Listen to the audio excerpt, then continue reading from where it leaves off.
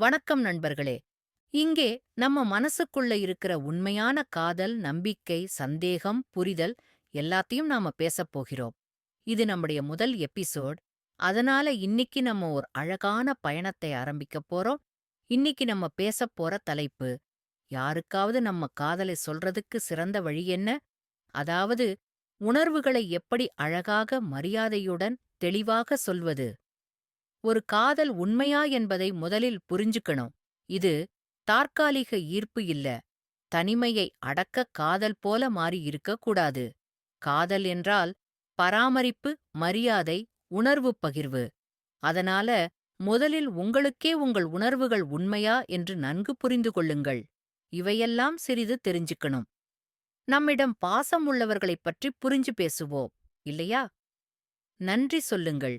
நீங்கள் உணர்வுகளைச் சொல்வது பெரிய வசனமில்லாமல் இருக்கலாம். எளிமையாக, உண்மையாக, நான் உங்களை விசேஷமாக உணர்கிறேன். என் மனதில் ஏதோ சொல்வதா தோணுது. அதனாலதான் உங்களிடம் பகிர்கிறேன். இதுபோல எளிமையான வார்த்தைகளில் உணர்வு இருக்கணும். நான்காவது பதில் சொல்லும் இடத்தையும் காலத்தையும் கொடுங்கள். உங்களுடைய உணர்வுகளைச் சொன்ன பிறகு உடனே பதில் எதிர்பார்க்க வேண்டாம். அவர்களுக்கும் யோசிக்க நேரம் தேவைப்படும். முனைப்பாக கேட்டுவிடாதீர்கள். அவர்கள் இடம், நேரம், சுதந்திரம் மூன்றையும் கொடுங்கள். 5. மறுக்கப்பட்டாலும் மரியாதையை விட்டுவிடாதீர்கள். அவர்கள் உங்களை ஏற்கவில்லை என்றால் அதற்கு மரியாதையுடன் சிந்திக்க வேண்டும். காதல் என்றால் கட்டுப்பாடு இல்லாமல் மதிப்புடன் இருக்க வேண்டும்.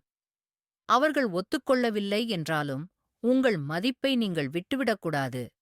அப்படின்னா, உணர்வுகளைப் பகிர்வது ஒரு வலிமையான முடிவுதான்.